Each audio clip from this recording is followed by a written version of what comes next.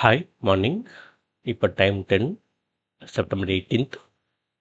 Market flat அப்படின்னா இன்னைக்கு டேவை சொல்லலாம். இதுதான் ஃப்ளாட் மார்க்கெட்.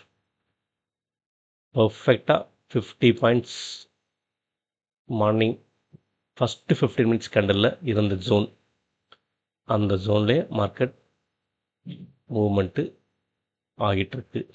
ரொம்ப ஃப்ளாட்.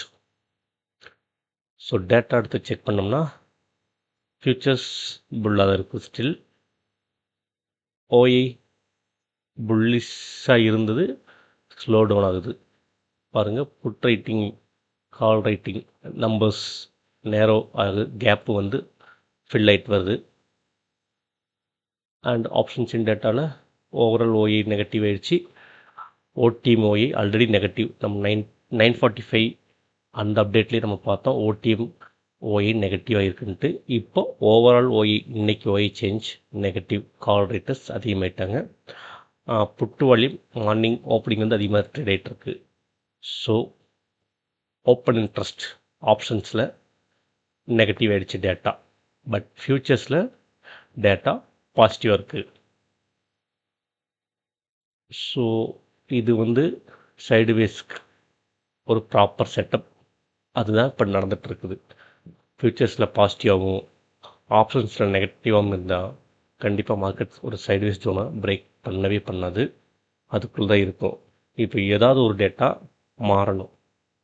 ஒன்று ஃப்யூச்சர்ஸ் நெகட்டிவாக சேஞ்ச் ஆச்சுன்னா செல் ஆஃப் ஆகும், இல்லை ஆப்ஷன்ஸ் டேட்டா பாசிட்டிவாக சேஞ்ச் ஆச்சுன்னா பை ஆகும். Generally options data open interest ஓஐ தான் ட்ராப் ஆகும். ஸோ அப்படின்னா ஓஐ டேட்டா பாசிட்டிவாக சேஞ்ச் ஆகும் அப்படிங்கிறது தான் என்னோடய வியூ. பட் அது தப்பாக போகலாம், ஃப்யூச்சர்ஸும் சேஞ்ச் ஆகலாம். எனியோ மார்க்கெட் புல்லில் இருக்கிறனால buy and dip strategy still நான் ஹோல்டு பண்ணுறேன்.